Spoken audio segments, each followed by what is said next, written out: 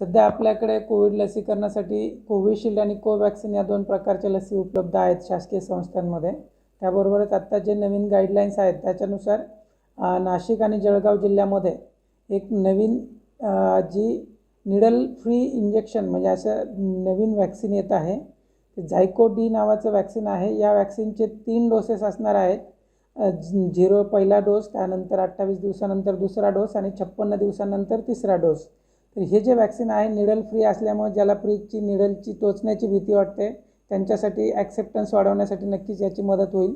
हे वॅक्सिन ज्यांनी आत्तापर्यंत एकही डोस घेतलेला नाही आहे अशा नागरिकांनाच देता येणार आहे। ज्यांनी पहिला कुठल्याही वॅक्सिनचा डोस घेतलेला असेल तर त्यांना दुसरा डोस त्याच वॅक्सिनचा घ्यावा लागणार आहे।